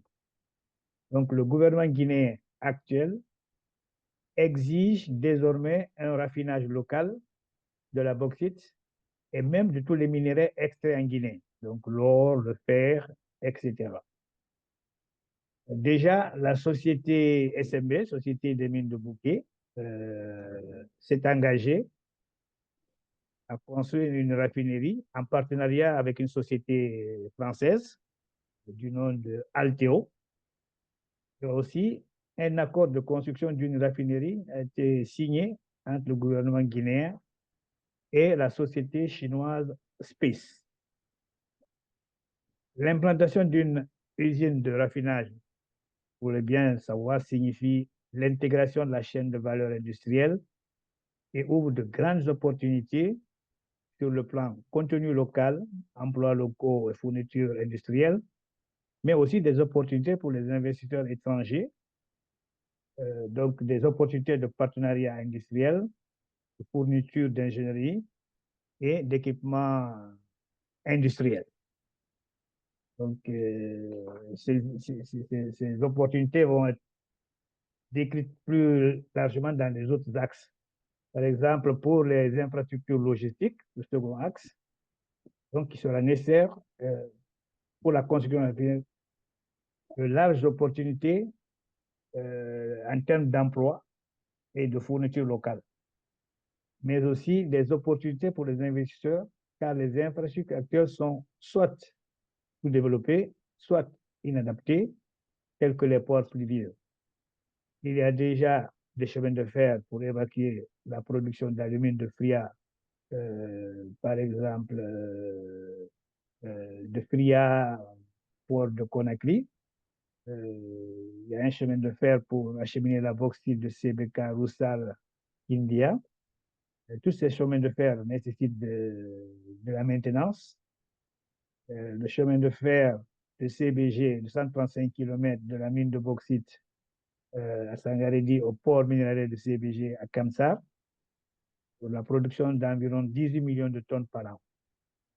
La voie ferrée de la société minière de Bokeh de 135 km de la mine de Santou dans la région de Télémélé au port fluvial de la SMB WAP à Dapilon. Il évacue 50 millions de tonnes environ par an. Donc, on voit, c'est un problème aussi, cette multitude de chemins de fer.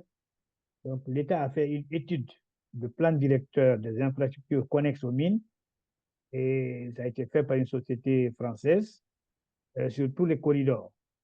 Le corridor de la bauxite, c'est le corridor nord-ouest, pour favoriser la mutualisation des infrastructures, toutes les infrastructures routières, ferroviaires et portières entre les différents opérateurs, pour réduire les coûts d'investissement pour les investisseurs et en mutualisant aussi les investissements, réduire les impacts environnementaux liés à la construction de ces infrastructures. Les mêmes études ont recommandé la construction de 2 ports en eau profonde. Ça n'existe pas en Guinée, donc ça va intéresser notre ami marin. C'est le premier port à Gonzalez. Il y a déjà une étude de préfaisabilité qui a été faite aussi par une société française. L'étude de APS est en cours, financée par la BAD. Donc, c'est une opportunité vraiment qui est à suivre. Et ça, c'est aussi important que la Guinée est devenue en 2024 le premier exportateur de bauxite. Donc, on a exporté plus de 130 millions de tonnes en 2024. Donc, la construction de ces ports en eau profonde ouvre une grande opportunité pour les investisseurs en études d'ingénierie et pour la construction, et même des opportunités de partenariat pour leur exportation en PPP. Les projets de ports en eau profonde prévoient des zones industrielles adjacentes, et il y a aussi des opportunités pour les sociétés de dragage. Ça aussi, c'est une opportunité importante.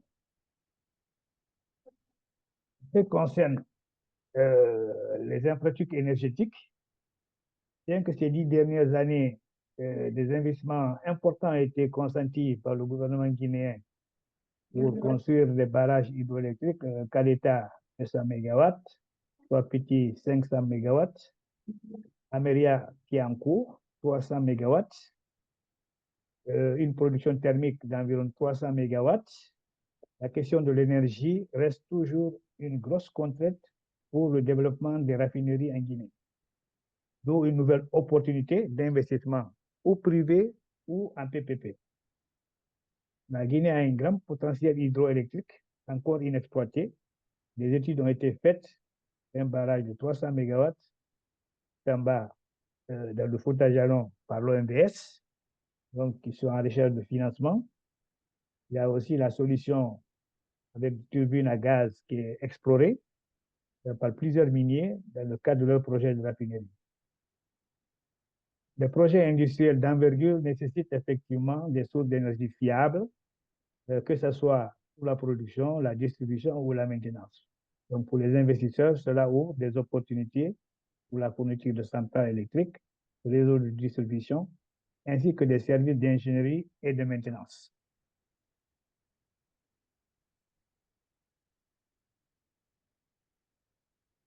Donc, le dernier axe, c'est le volet contenu local et gouvernance. La gouvernance, la transparence et le respect du code minier et des obligations locales sont désormais cruciaux dans la conduite des projets miniers. Le gouvernement actuel a retiré récemment plus de 100 permis miniers pour non-conformité. Donc, une loi sur le contenu local a été votée par le CNT, c'est-à-dire le Conseil national de la transition. C'est le Parlement de la transition. Et les investisseurs qui demandent aux investisseurs à favoriser le partenariat et la sous-traitance avec les sociétés locales, avec pour objectif visé la captation d'au moins 40% de la valeur ajoutée produite localement dans les mines ou l'industrie par le secteur privé local, avec la sous-traitance, la co-traitance et la fourniture de biens et services par les entreprises locales. Aussi, le transfert de compétences par la formation de la main-d'œuvre locale pour accéder à des postes techniques et de management qualifiés. Le contenu local est non seulement une exigence réglementaire, mais un facteur de succès pour les investisseurs et opérateurs. Pour finir, je dirais que la Guinée offre aujourd'hui une plateforme d'investissement minier et industriel rare dans la sous-région. Le succès dépendra bien sûr de la capacité des investisseurs et opérateurs miniers d'aller au-delà de l'extraction brute et intégrer la transformation locale de la matière première, maîtriser les contraintes logistiques et énergétiques et s'engager à respecter le code minier et toutes les obligations locales, dont le respect de l'environnement, le contenu local et la bonne gouvernance à travers les ESG. Donc, penser en termes de long terme, la Guinée n'est pas seulement un site d'extraction, mais une plateforme industrielle émergente. Voilà, je vous remercie. J'espère que Merci beaucoup, Saada. Je J'espère que pense qu'on a ça. des questions à te poser. Après, c'est vrai qu'on manque de temps, mais j'aimerais bien quand même qu'on puisse te poser quelques questions. Je suis sûr que Jean-Louis, tu as des questions à lui poser à Saada, parce que, ou alors, enfin, en tout cas, moi, peut-être avant que, si Jean-Louis n'en a pas, moi j'en ai une. Euh, Est-ce que finalement, les opportunités à saisir cette année-là, en 2026, enfin fin 2025-2026, est-ce que c'est plus dans le service et les services d'ingénierie, de maintenance, et on a bien compris qu'il y avait des besoins, je dirais, à couvrir. euh, donc, est-ce que c'est plutôt ça ou aussi des opportunités d'investissement pour ceux qui veulent investir dans le secteur minier. Et tu as parlé de ces 100 permis miniers qui avaient été retirés. J'imagine que les mines n'ont pas disparu. Qu'est-ce que tu peux répondre à ça? Oui, absolument. Donc, les deux, c'est-à-dire que c'est sûr que les permis qui ont été retirés pour non-conformité ont été remis dans le portefeuille de l'État et seront absolument disponibles à tous les investisseurs intéressés et qui, justement, comme j'ai dit, vont respecter les obligations et surtout ceux qui vont s'engager à construire, à transformer localement, faire une raffinerie d'aluminium. Ça va être un atout. Et maintenant, pour 2025-2026, les vraies opportunités, effectivement, c'est dans les études d'ingénierie Et il y a aussi une prospection de partenariat. Le gouvernement parmi les sociétés, par exemple, qui ont été retirées à la société Emirati GAC, hein, donc l'État a créé une société nationale qui s'appelle Nimba Mining Corporation. Ce serait bien pour des investisseurs de s'intéresser justement à un accompagnement pour la mise en œuvre pour la reprise des opérations dans le cadre de partenariat avec l'État guinéen. Ça, c'est une opportunité. Mais surtout, pour 2025-2026, il faut voir au niveau de l'engineering et les services et la maintenance. Là, c'est sûr qu'il y a beaucoup d'opportunités. J'ai pas du tout parlé de Simandou parce que, voilà, c'est un gros sujet. Ouais, mais il y a, Tu as fait exprès de ne pas en parler pour qu'on te pose la voilà, question. j'ai exprès de ne pas en parler parce que, en fait, il y a déjà Je pense qu'on fera un... suffisamment Ouais. d'informations sur le projet Simandou. Et si moi, je devrais juste parler, c'est le programme que le gouvernement a attaché au projet minier d'extraction du fer, qu'on appelle le programme Simandou 2040. Voilà, qui a beaucoup de piliers et qui est justement promu par l'État guinéen. Mais là aussi, il y a beaucoup d'opportunités, mais c'est difficile d'en parler, voilà, Ouais. précisément parce que c'est en phase cadrage. Okay? Mais ça, c'est clair, c'est quelque chose, des opportunités qui vont se matérialiser dès 2026, une fois que le cadrage est terminé et que le gouvernement aura mis les choses sur les rails. Ça vaudra le coup de faire une session ou un webinaire ou un atelier spécifiquement sur Voilà. Simandou, je Sur pense. Hein. Simandou, ça doit être, voilà, c'est pour que Hein. ça soit vraiment largement couvert. Là, je me suis cantonné au thème de notre webinaire, c'est-à-dire que les enjeux et les défis et les opportunités. Donc, les enjeux, voilà, c'est vraiment la transformation locale qui est aujourd'hui sérieusement promue par l'État guinéen. Voilà, et les opportunités, bon, elles sont industrielles déjà, parce qu'il y aura une construction de raffinerie. Okay? Et il y aura tout ce qui est adjacent à ça, surtout où il y a des goulots d'étendard tels que la logistique, la construction d'infrastructures, euh, l'énergie, la construction de centrales, les réseaux qui vont avec. Hein? Donc, ça c'est les opportunités qui découlent de ça. Voilà. Merci beaucoup, Saada. Et on est preneur, mais bon, je pense que tu auras le temps de peut-être de l'écrire noir sur blanc et de nous partager par écrit. Mais en tout cas, je te proposerai peut-être une transcription aussi de ce qu'on a entendu là avec toi.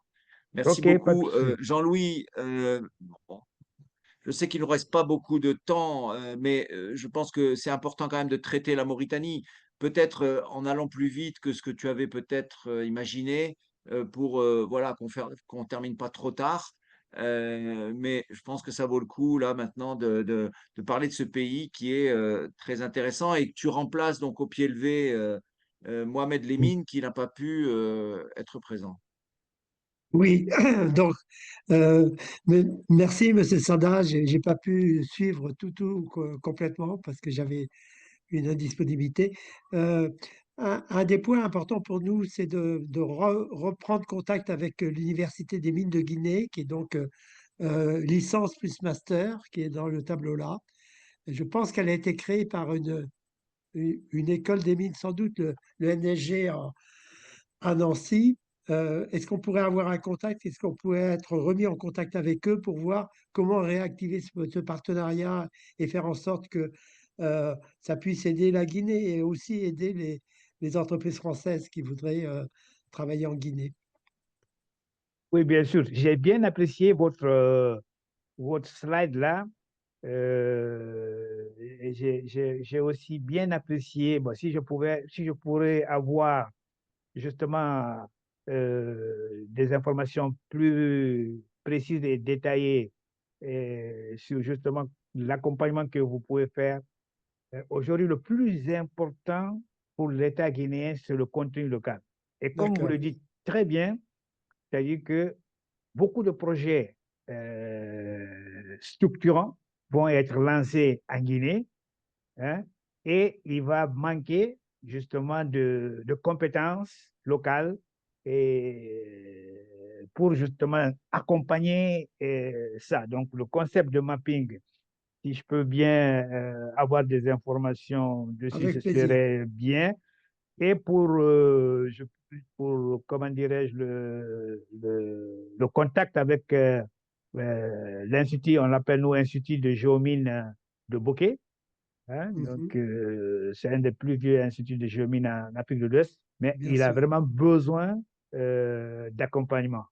Ok. Et je chercherai vraiment la personne la plus adaptée, hein, pour vous mettre en contact et voir comment votre organisme peut les insérer dans ce programme que je trouve vraiment très, très intéressant. Merci beaucoup. Je vais passer sur la Mauritanie tout de suite, si vous voulez bien.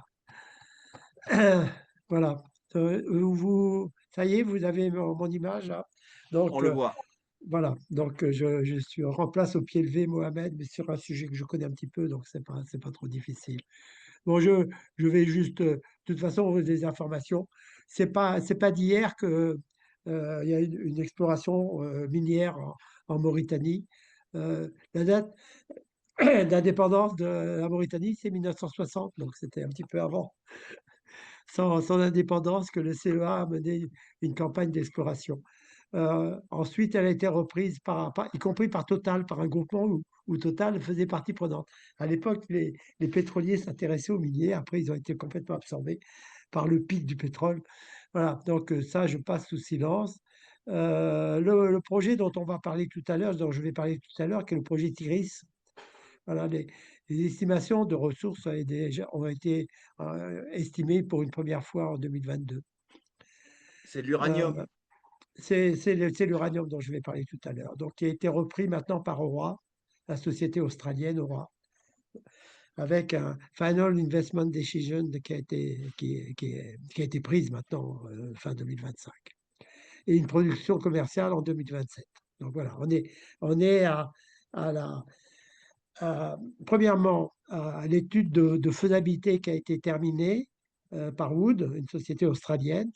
Et donc la décision est là. Donc ça, c'est la préétude en même temps. La décision d'investissement fin 2025, la construction en 2026, c'est assez extraordinaire. Il faut dire qu'il n'y a pas de mine souterraine, hein, donc ça facilite, tout est en surface. Et donc la production commerciale qui est prévue en 2027. Aura qui détient 85%, l'État mauritanien 15%. Alors voilà un petit peu de géographie. Tout à l'heure, on a parlé de Nouakchott, la capitale. Et puis on a parlé de Nouadhibou. Nouadhibou, je pense que Pierre-Henri pourrait m'aider. Je pense que c'est par là. Oui, c'est Euh, juste au-dessus, tu vois, c'est à la frontière marocaine. oui, Tu vois, c'est écrit Kyrios, là, et tout ça, c'est juste par là. voilà, c'est À ça. gauche, à gauche, à gauche. À gauche, elle est Sur la ici. côte. C'est sur la Allez, côte. d'accord. OK, absolument. Est. En fait, Nouadhibou est là. Oui, Et voilà, c'est le ça. chemin de fer Voilà, qui fait 1 kilomètre de long, oui. voilà, pas le chemin de fer, mais Non, le 700 train, kilomètres.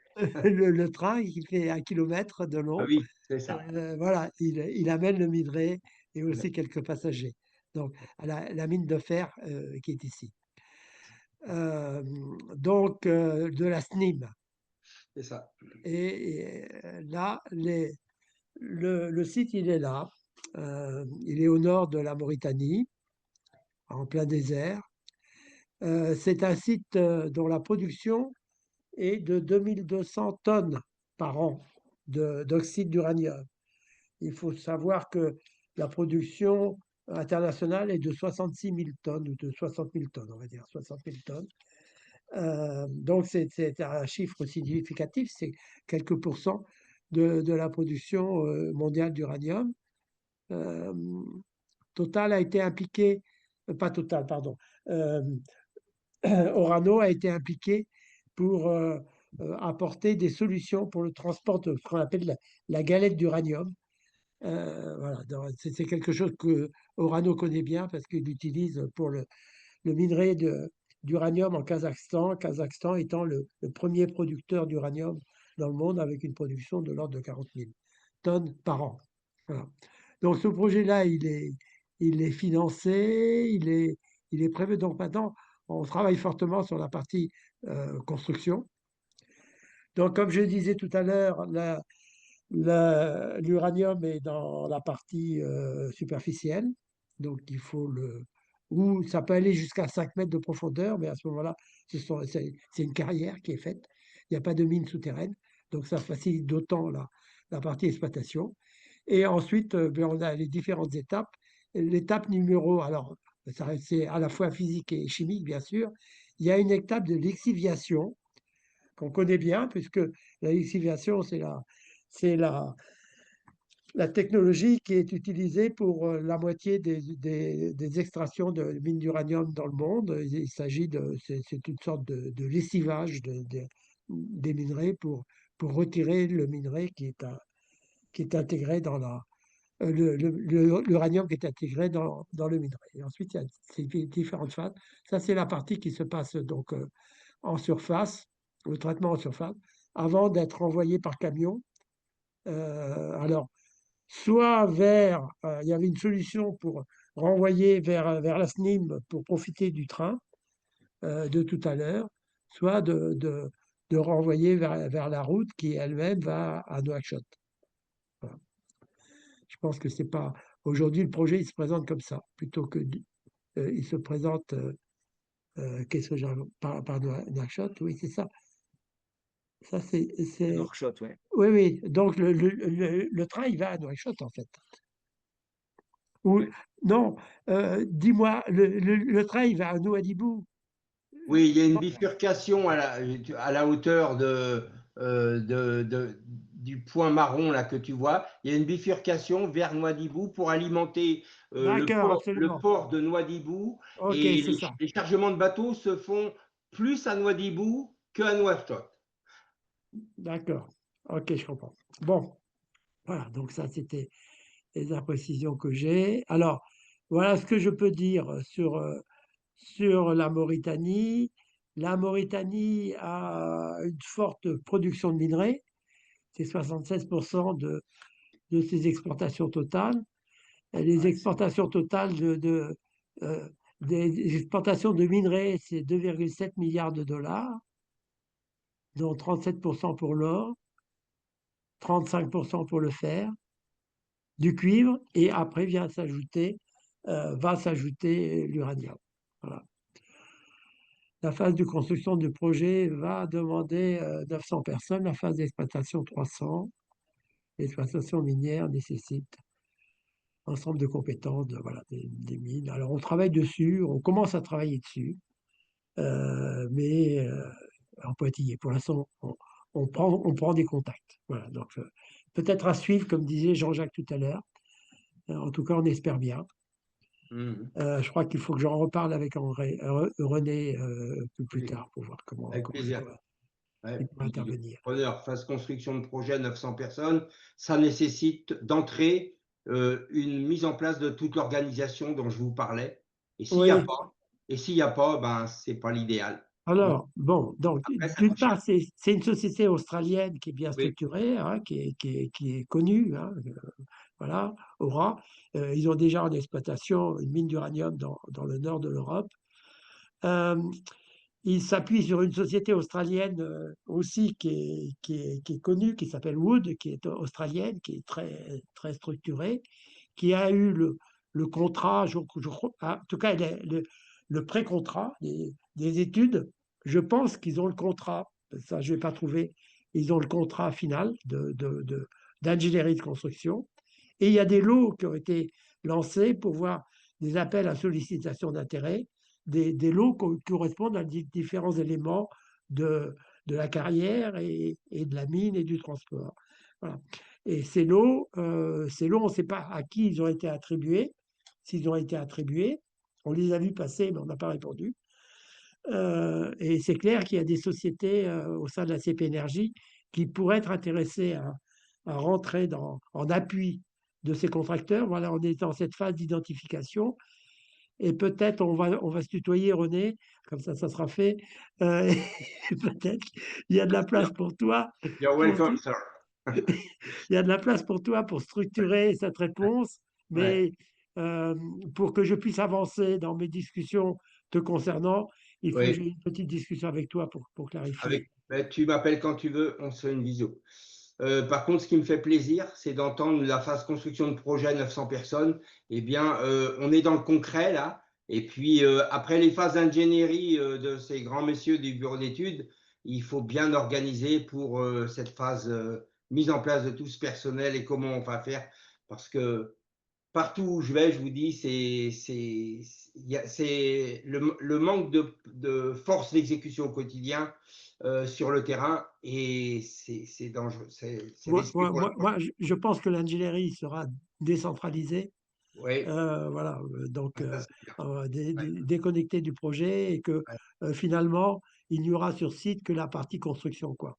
Mais, Voilà. mais Voilà. ce qui nous donne, enfin bon, mais ceci étant, la construction, elle va être très courte, hein, donc il faut sans doute répondre rapidement à voir comment on peut intervenir sur la construction. Absolument. J'imagine qu'il y aura pas mal d'Australiens qui viendront en même temps, Oui, même si c'est pas très, pas très facile, et d'y aller dans ce site qui est un site militaire, et d'y aller et d'y vivre aussi, hein, parce que oui, bien sûr. il y a plus Ouais. facile. Voilà. Mais je peux répondre à vos questions. Peut-être que si vous avez des questions, je peux tenter d'y répondre. Sinon, il faudra relayer vers, Quel type vers Bonnet. d'accompagnement ils auront besoin, à ton avis, Jean-Louis? Alors, si tu veux, les lots, c'était pour fournir des équipements, fournir des services, voilà. Et je pense que ces lots, ils ont dû être donnés de préférence à des sociétés mauritaniennes. Bon, quand mauritanienne, ça ne veut pas dire sur site, hein. Ça veut dire des sociétés installées à Nouakchott, à la capitale. Il y a quelques sociétés, en particulier des sociétés qui ont travaillé dans le domaine pétrolier, dont je parlais tout à l'heure. Voilà. Donc là, le premier sujet, c'est de les identifier. Le deuxième sujet, c'est de savoir ce qu'ils veulent, ou ce qu'ils voudraient, enfin, ce qu'ils aimeraient, qu'ils accepteraient. Voilà, avec toutes les réserves qu'on peut avoir de relations entre anciens colonisateurs et colonisés. Enfin, voilà. Il y a beaucoup de prudence et de modestie à faire porter. Je pense que notre ami Saïda comprend bien ce que je veux dire. Et voilà, cette modestie nécessaire et le fait que la souveraineté elle est locale. Voilà, donc tout ça étant dit, il y a évidemment, ça me paraît clair, des opportunités et d'accompagnement et de formation. Donc, il y a une école à la SNIM, à Nouadhibou. Je pense que René la connaît. Enfin bon. Ouais. Donc, Ouais. C'est avec et la SNIM qu'il faut traiter, à ton avis? alors, il y a une école polytechnique à Nouakchott, mais celle-là, elle est assez générale, hein. Il y a un accord avec l'IFP, l'Institut français du pétrole, pour la partie pétrolière. Mais sur la partie minière, ils voulaient s'y lancer, mais ils s'y sont pas lancés trop. Mais ça, René pourra nous en dire plus. Ouais. Par contre, sur la partie minière, vraiment le centre minier de formation, c'est à la SNIM, c'est à Nouadhibou. À Nouadhibou, c'est ça. Et à Nouadhibou, Je en connais. plus, ils ont des équipements à la fois physiques et chimiques. Ouais.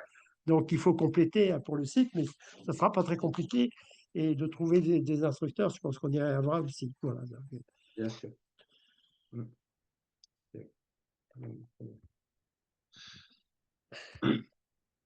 En fait, ce que veulent les Mauritaniens, très rapidement, Jean-Pierre, et puis toute l'équipe, ce qu'ils veulent, c'est ce que disait Saada tout à l'heure.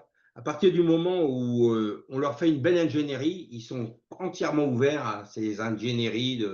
Mais par contre, dès qu'on rentre dans le concret, les constructions d'usines, constructions de mines, ils veulent vraiment intégrer tout le local, que ce soit, comme vient de le dire notre ami Jean-Louis, que ce soit les lots d'équipement services à des Mauritaniens ou à des sociétés mauritaniennes, et ben c'est pareil pour tout ce qui est leur faire passer les compétences pour qu'ils aient les hommes. Alors au premier coup avec des messieurs comme un René Lamballe sur la construction, mais après ils veulent avoir leurs hommes formés. Et c'est ce que j'aime faire, parce que faire savoir son savoir-faire, c'est ce que je fais depuis 20 ans et c'est ma tasse de thé actuellement. Voilà. Mais si demain il faut être là-bas, vous m'appelez, ce soir je suis dans l'avion. Merci beaucoup. Jean-Louis, tu as terminé, j'imagine, ou tu Oui, oui. veux… Ok. Ok. Donc, merci beaucoup. Tu peux peut-être suspendre Juste, le partage alors, du coup. oui, oui. Juste René, si tu peux m'envoyer un tout petit mot sur, compte tenu de ça, sur des Ouais, messages que je pourrais faire passer à la tout à direction fait. Je t'envoie hein. ça de suite. Mais Ah, voilà. voilà. Mais en quelques mots, hein, voilà. Oui, oui, très bien. Ok. Même chose pour, Merci, messieurs. On arrive à la fin. Ah, tu voulais intervenir, Saada? oui, Jean-Louis, c'est-à-dire que s'il peut m'envoyer quelque chose sur le mapping et à quoi, ce qu'il veut ou pourrait faire avec l'école des mines du Bokeh pour que justement je puisse communiquer ça aux personnes concernées et pour rentrer en contact avec lui. Ok. Je peux on se tutoie, hein, Sada. Oui, bien sûr. Voilà. Donc, sur le site de l'ACP, il y a beaucoup de choses, en particulier dans la section internationale et groupe mine, mais il y a, y compris sur le groupe mine, il y a l'offre de services on a diffusée la semaine dernière au congrès de la CIM. Voilà. Mais sur le contenu local, il y a des choses aussi. Donc, je vais t'envoyer un petit mot pour te donner le repère de ce que tu pourras trouver, parce que sur le site, il faut y aller au bon endroit. Et ça va te suffire pour communiquer avec, à mon avis, avec l'école des mines. Et après, il faudra me faire un retour sur ce qu'ils attendent de la France. Et peut-être qu'ils ont déjà des contacts cachés hein, que je n'ai pas pu découvrir avec une école en France. Mais au départ, avec eux, je voudrais surtout les mettre en relation plutôt que de leur apporter des réponses. Oui, oui, tout à fait, j'ai Hein. compris ça. Parce que c'est de ça dont ils ont besoin, je pense. Ouais. Après, on parlera des détails, mais au départ, déjà, si on pouvait s'appuyer sur une structuration avec des curriculums en place, etc., on ne va pas réinventer ce qui tourne déjà, quoi. Hein, c'est ça? D'accord? Tout à fait. Ravi d'avoir créé les conditions de ces synergies Oui, merci présentes et Jean-Pierre. futures, j'espère. Ouais. Et Convergence est là pour faciliter ce genre de synergie. Et on sera donc au rendez-vous pour ça. Merci à tout le monde. Merci au cabinet DS Avocats là, de votre présence. Je pense qu'il y a des synergies avec vous également en amont parce que vous avez l'oreille d'investisseurs et vous avez eu là un certain nombre d'informations. On est à votre disposition pour ça et pour faciliter, je dirais, l'information de vos clients, de vos partenaires de votre côté. Et je vous propose de nous retrouver très prochainement, chers amis, pour une autre session, pour un autre webinaire, un autre événement. Et Merci. réservez la date de début février 2026. Ce sera le moment de Africa Mining. Bien, merci infiniment. Merci à vous. Merci beaucoup. Ouais.